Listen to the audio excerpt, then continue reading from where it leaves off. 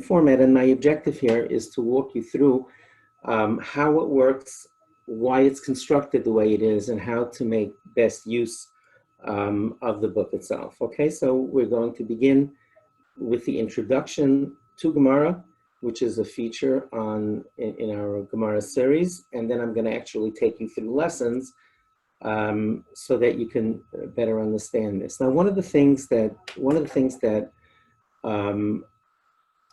and our approach to all of this is that there's a lot of background information that beginner learners need to have. And the truth is that Gemara was really a discussion between people that had a certain body of knowledge. So the people of the Gemara, the Chachamim, the sages, the Tanoim and the Amoraim, the people who discussed the Gemara had a great deal of knowledge, but even the people that they were discussing with the students, the Talmidim, also had a considerable body of knowledge. So the purpose of this series is to get you caught up, so to speak, and to give you the background information that you need in order to ease the transition. This here is a series of vocabulary words that we have throughout the series, and they're introduced more or less in order of appearance whenever possible, so that you can learn the words and then learn to apply them. In the back of the book here is a list of the vocabulary words. This is the last page of last page of the book, where we have these translation. In this case, it's these words, Tana and Amira, are found right over here. So you can see that, and that's the basic idea. Now, the first few lessons are in green color. The rest are in blue once we get to actual Gemara. And this just gives beginner learners, again, it could be a child or it could be an adult. And quite frankly, it could be an adult who went to yeshiva for many years and found Gemara challenging. You never really got it. For us, perhaps that's the most rewarding thing when we can get someone up to be able to continue a lifetime of learning in a much different way. So this lesson number one goes on the background of how Gemara came from, that it was taught. Hashem gave it to Moshe Rabbeinu, Moshe gave it to his Talmidim. Obviously, I'm not going to go through the lessons. We have review questions for every lesson. Later on in the shiurim, which we call the Hebrew word for lessons, when we actually start the Gemara. This goes, lesson number two goes through the handoff from Rebbe to Talmud, from teacher to student, which is an integral part of Gemara. And you can see again here, you have translation words that the learners, the beginner learners, acquire. I am not going to go through the homework questions here, but I am going to walk you through it a little bit later to get an appreciation for how it works, once I get to the Gemara lessons themselves. And this lesson discusses how the Gemara was written down, why it came to be written down. It was initially called Torah Sheba Al Peh, the oral Torah, and it turned out that it was written down because people were beginning to forget. Lesson number 4 and 5 continue the explanation of how Gemara works. This is a very important lesson. It seems simple if you know Gemara. If you don't, it could be extremely confusing. And that is, how does this page, this daf structure, how does the pagination in terms of how the Gemara is laid out? So we introduce beginner learners here to the page numbers here, where some are in Hebrew actually, and some are in English. This in the middle is the Gemara itself. These are two commentaries. This is Rashi on the inside of the page, and on the outside of the page, so this is Rashi over here, and in this case it's Tosfos, which were a group of Talmidei Chacham who lived in France, who were grandchildren of Rashi. But I was an 8th grade Rebbe. 40 years ago, I started teaching an 8th grade class, and so many times, even something as simple as this can really trip the kids up. So we have a lesson specifically for that. And then we actually start to explain how the discussion of Gemara comes among the Talmidei Chacham, among the people who were discussing the learning. So here we say, one Talmud Chacham, I'll just use the word Talmud Chacham, for a wise man or a sage makes a statement, someone questions that statement, and there are different ways of resolving them. And a lot of the Gemara has conversations like this. This is the author of the book is Rabbi Aaron Spivak. This was just another one of his endless stream of brilliant ideas. And he gave a real case scenario of how Gemara often works. And this is in lesson 6 of the pre-Gemara lessons, again, which are in green. This was an absolute stroke of genius. And what happens is we call it a stira, a conflict, where one Talmud Chacham, one Rebbe says a certain halacha, Jewish law, and someone else argues with that. So in this case, we have a quote that says, the bracha, the blessing on potato chips, is shakal niyeh b'dvarai. One person said that, but we have another person that says that it's actually a bari pri hadama, which we make on fruits of the ground. So this is what we call a stira, is a conflict. And Rabbi Spivak is pointing out here that there are usually 2 general ways to resolve the conflict. One is we say, I actually follow this, one of the other Chachamim who said that, but also we could say that there were 2 different situations. One of them was called regular potato chips, in which case a hadama would be the correct bracha, because it still looks like potatoes, whereas Pringles, the bracha would be shahakal because it was a different, because it was processed. So in fact, that both could actually be true. Again, this is just another way of explaining before we start the Gemara how Gemara works. Now, there's a very important educational, fundamental pillar of good solid education is that you don't teach 2 things at the same time. And this is really important as we get to Gemara beginning explanation, and then later on actually learn the lessons of the Gemara. Now, let me give you an example. Let's imagine that I was giving you were in my class and we did an astronomy lesson. Okay, so we gathered one night and I took you out behind the school building. It was winter time, okay, so it got dark early and we went behind the building and I started to show you some stars. Now, let's say I never taught geometry, or you may not have learned it, or I assumed your English teacher taught you geometry, and you don't know what a right angle is, and you don't know what 60 degrees, not temperature degrees, but in geometric terms. Now, I would be in the middle of explaining, here's the Big Dipper, and if you look, this star is at a right angle to the other one. Now, you don't know what right angle is. Now, even if I explained it to you, I said, well, a right angle is when 2 things come together and it's 90 degrees. 90 degrees is a part of 360. Now, you get overwhelmed with the new information, even if you understand it. And it's just too much for you. So the concept, one of the underpinnings of the success of this book, the way we work this book, these workbooks, is that we explain everything separately before the children learn it. If there's other information that the children need, we try to give it to them beforehand so that they absorb it, review it, and then, only then do we bring it into the Gemara. And one of the things we do here is explain the actual components of Gemara, how Gemara works. Okay, and just like you saw with that pattern with the 2 different types of potato chips, someone makes a statement, then there's a question on that statement or a proof to the statement. There are only a limited number of logical components of the Gemara, but getting the bouncing ball, following the bouncing ball, following those logical components is a very, very big deal. And you can almost say that it's a make or break as far as the Gemara goes. So what Rabbi Spivak did here, again, another one of his brilliant ideas, is that we took the various components of Gemara and we color-coded them and gave a visual icon. So in this case, memra means a statement. And whenever you see this icon, obviously it's a quote there, a quote bubble, and a statement of fact, that is called a memra. And I'll show you soon in the Gemara how that applies. A kasha is when we ask a question on that statement, okay? And we challenge the statement. A teretz here is like a shield. I'm sorry, this is the word kasha. We have a little bomb icon. By the way, there's a lot of research that shows that there's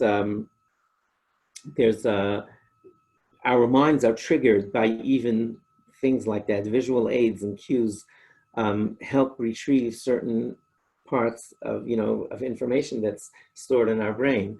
So teretz is when we shield an answer, we defend the statement. Say, okay, we defend the original statement. Sorry about that. We defend the original statement with a teretz as a proof, and we give an example.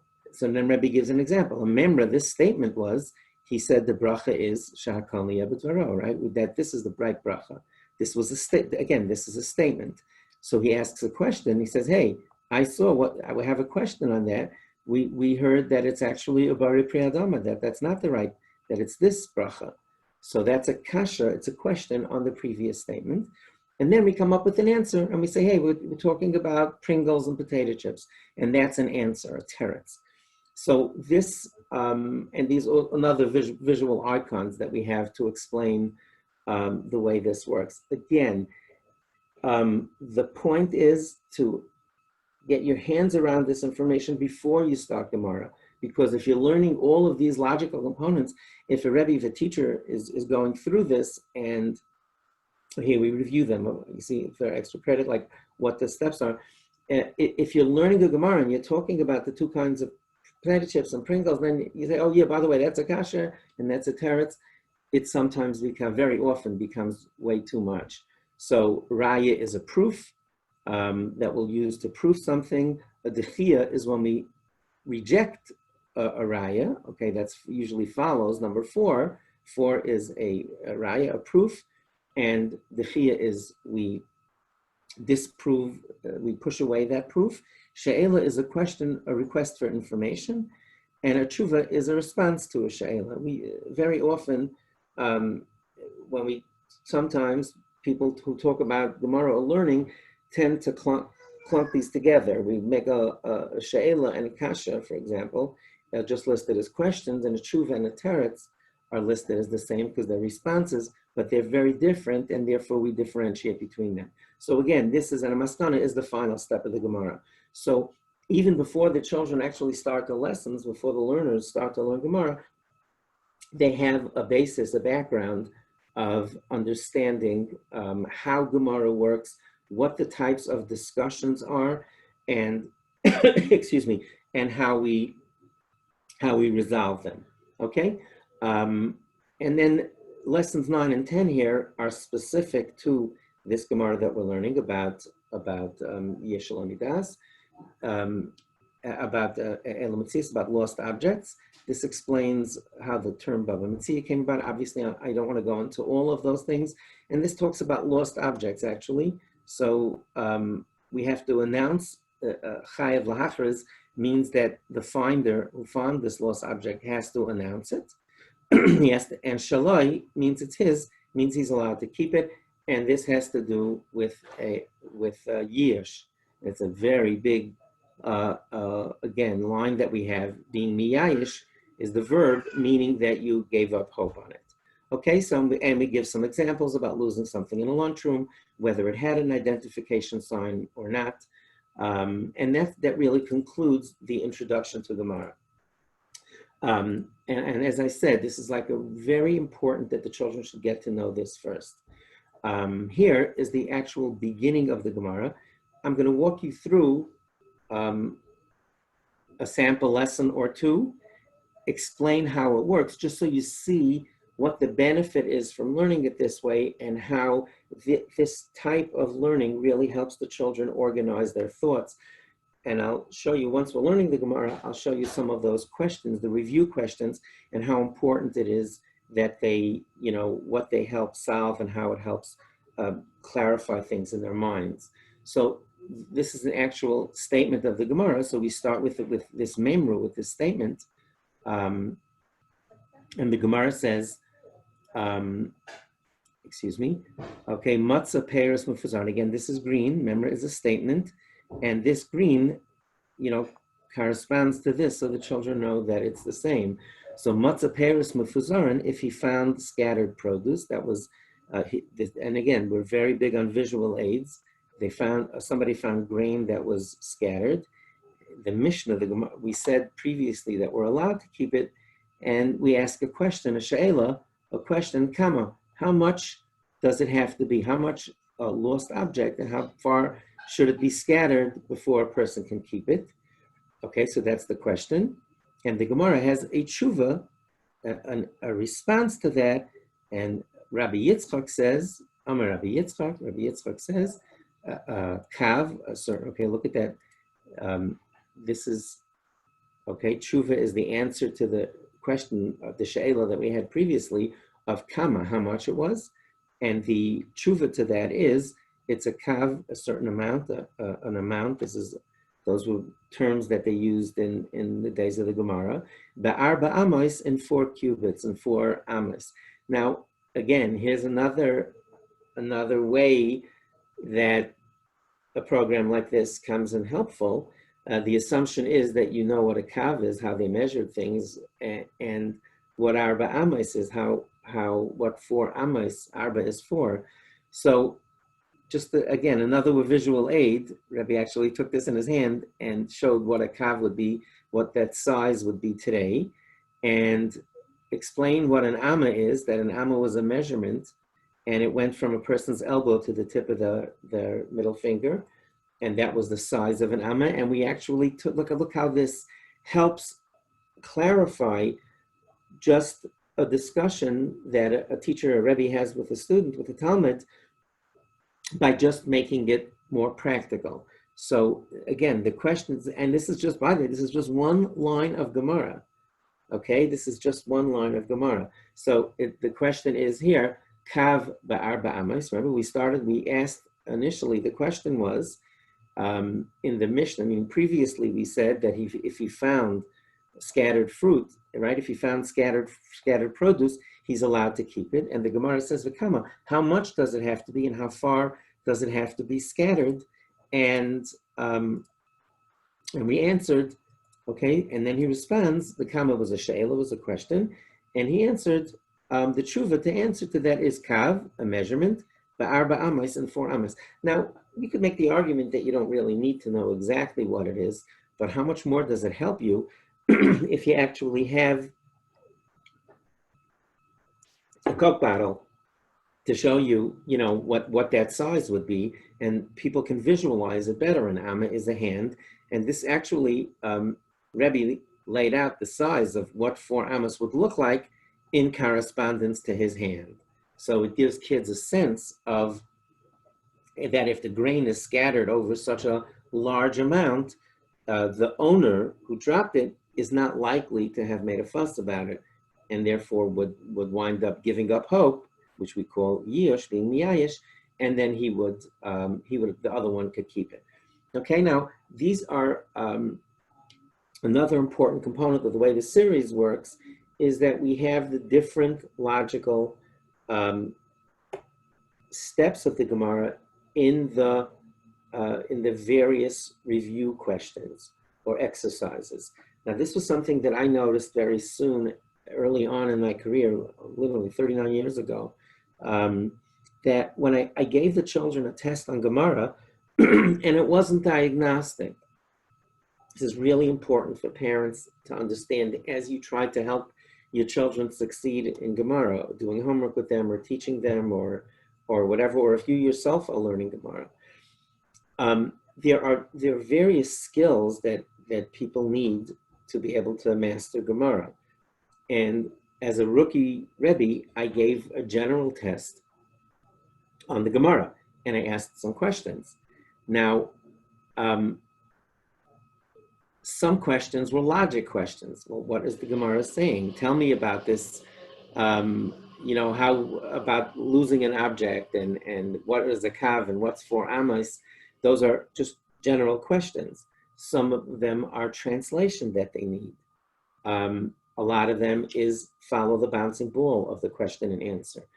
And I realized very early on, after I started getting tests back from the kids, that the tests weren't diagnostic because it didn't help the children realize what they're good at and what they're not, what they need help with and what they don't.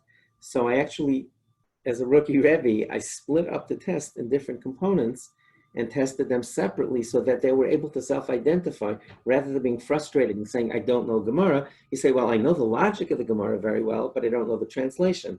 I know the translation, but I don't know some of the details. I'm not good at details. Okay, so we made these different exercises, Shir Aleph, right? These are review exercises. We made them using different types of skills to help the children identify what they need help with and what they're doing very well at. So here, for example, we call this put it all together. What halacha does the Gemara quote from the Mishnah? Okay, so these are just general questions. Why is it a she'ela and not a kushya? So what's the answer to the questions? So that's like getting all this information together. This is something that we're going to have throughout the book, which is identify the steps, okay? Underline the memra, the statement. Now the statement was matzah peres mefuzarin. Okay, that's the statement. That was the memra. This green part was this. Okay, matzah peres. I'll just you don't need to do this with the colors, but okay. And the next one is a she'ela. The question was v'kama, and how much? Circle that.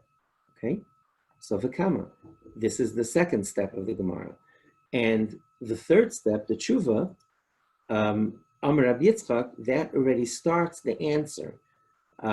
So I'll try to coordinate those colors and bracket the tshuva. So the tshuva is Amar Rabbi Yitzchak. Rabbi Yitzchak says kav ba'arba amas. Okay, one kav and 4 amas. Now again, there's no punctuation in the Gemara. There are no commas. There are no periods. There are no semicolons. So this is so critical. This ability to be able to take a piece of Gemara, this identify the steps. If you look at our Gemara book, you'll see this throughout the Gemara book. Identify the steps means stopping and saying, which part of that, I learned all of this, but how do those Hebrew words correspond to that? Aramaic words, actually. So matzah peres mefuzarin is a memra, was a statement. The kama, we ask a question. And how much does he have? Amar Rabbi Yitzchak. Rabbi Yitzchak says kav ba'arba amas, in 4 amas. Okay, this is a very, very, very big deal for the kids to get it. This is just a general vocabulary review, and this matching is the basic information that we talked about. So just look at the very rich and wide array of skills that the children get, that the learners get from going over these review questions, which are different. Again, they're different parts of their brain. I can quote you lots of research on this, not for now, but it really does help the children get it in different ways, and it helps them identify if they don't get any more of this. If there's a piece that they're missing, it helps them. Those review questions become diagnostic, where they can actually drill down and figure out what they're missing and what they're not. And now the Gemara goes to the 4th step, where we ask a kasha. I should be consistent and look for something brown. Okay, so the Gemara asks this kasha, hechidami. I'm not going to read if it was derech nefila, if it was as if it was falling, even more than that. Again, everything is translated here, and again, I'm not going to go through the Gemara themselves, and the Gemara talks about, this is a great visual tool that Rabbi Yitzchak says, a kav and arba amas, and then was it placed or did it fall? And obviously that would make a difference if the person was obligated to find it, and we come along with the teretz that explains it. And then this is the end of this shir, and I'll just have a look here. You see, and this is another visual tool here. Okay, the guy says, this is a person talking. This is just to help the children get a visual. Almost 70% of people are visual learners. So they might remember this little picture, might give them an enormous advantage in being able to retrieve that information, learn it and understand it and retrieve it. So he says here, if there's more than a kav and 4 amas on the threshing floor, I'll go back for it. And the second fellow says, well, there's not that much here. You see, there's less grain here. If there is not a kav and 4 amas, then I won't go back. And he says, I won't go back for this one. So I'm going to give up hope, but I will go back for this, in which case the finder can't keep it. Okay? So, and we have, again, now that you're familiar with the types of things that we review, you can see the review for the second shiur, for the second shiur lesson. We have the vocabulary words. We have general questions on the Gemara. That's called put it all together, right? Put the various pieces that we learned into a coherent, logical format. And here we did this last time, right? Identify the steps. What's the question? Where does the question end? Where does the teretz begin? And then you have matching that does general information. And here is yet another step. Once we did those first two lessons, this we do throughout the book, we have the sugya to this point. Sugya means a topic. And we have this 1, 2, 3, 4, 5 that lets the kids know that this is the way it goes. Shiurim 1 and 2, Aleph and Beis, and then number the steps. Matzah, Paris, Mefazon, right? So we would put a 1 here. We know that already, right? Vikama, okay. Okay, so we take this step is 1. Vikama, remember, was the second step, was the question, and the third step is Kav Ba'arba Amas. So again, this also helps the children review this. And here is a visual diagram of the way the Gemara flows. We had a statement, somebody's allowed to keep it. The Gemara added a sheila, how much does it have to be? And we answered a teretz that we said, well, kav and 4 amas. Then we had a question about how it fell, and step number 5. And so again, this basically is the way the pattern of the Gemara works. Lots of visual cues as the children are learning, review questions to help them.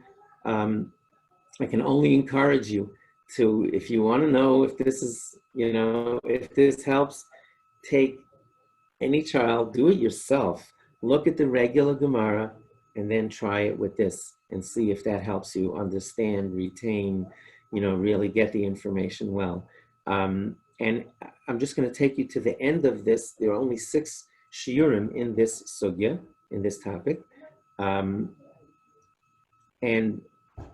what we do in these, at the end of these sugyas, shiur vav is lesson 6. We come up at the end. Let me show you this. This is, again, another important component of the way we help this book helps the children review, is that we go through the lessons and we actually have step by step where they follow the bouncing ball to review in very short, concise terms what each step was. In the literature, this is called an assisted review. The kids don't have to write the entire step, but they just get an opportunity to do some of it. And that helps them, really master it. Okay, going through all these questions till we get to the final step. And then again, just like we did before, but now when you get a lot of Gemara, those numbers of those steps, we had 12 steps altogether. 10, I believe. I'm sorry, there are 10 steps. Maskana is the final judgment. That was the last one. So there are 10 steps here. So the learners, again, can number these. Remember, we did that. We knew the first one, 1, 2, 3, but you can see later on it's not that simple to ascertain exactly where it belongs. So we have that unassisted review, and then here we, assisted review, and here we have an unassisted review, where Rebbe writes, our sugya, our topic, right here, is made up of 10 steps. Briefly write what it is. So you say the statement was, kav and 4 amas, she'ela, how much? You're allowed to keep fruit, how much, the same steps that we learned, but in this way, it's in an unassisted format that really helps the children really, acquire, review, and retain. Now, this Gemara, I am not going to go into this in detail.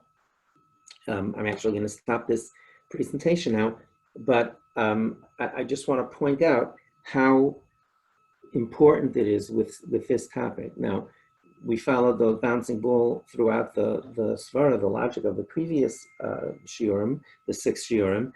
The topic of Yish Shalom Midas, I'm not even going to explain what that means for now.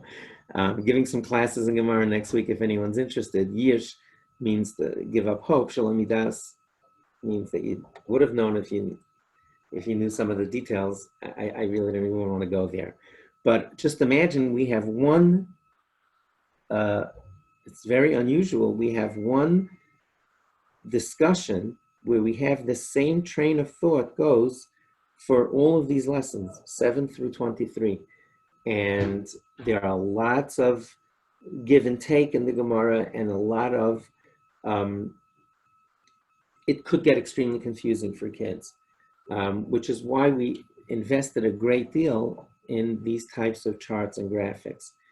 And I'll just show you this one, just to give you an idea of another feature of our book, of our workbooks, that we help children get the visual image, not only of what we showed you previously, some grain on the ground, but here it's more of a timeline.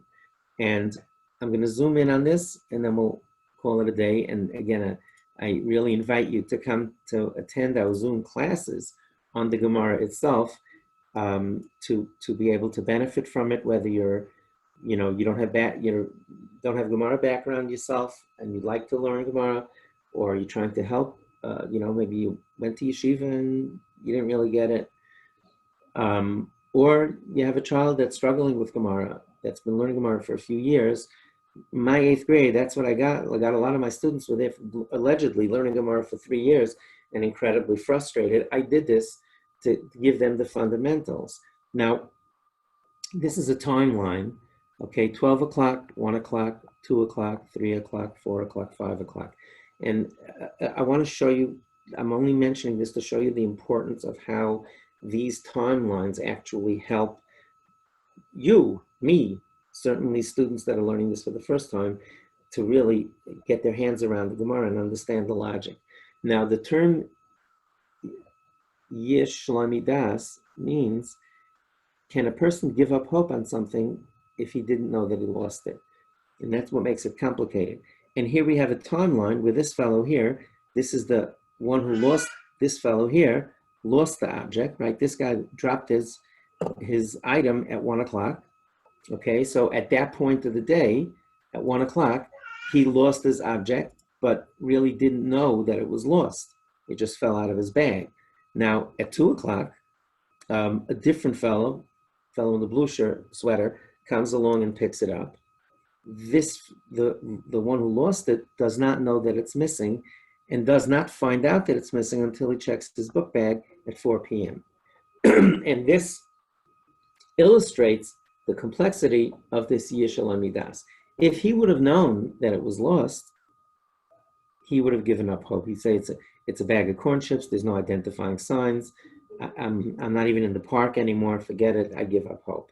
And then somebody would be allowed to take it. Here the question is, can you do this?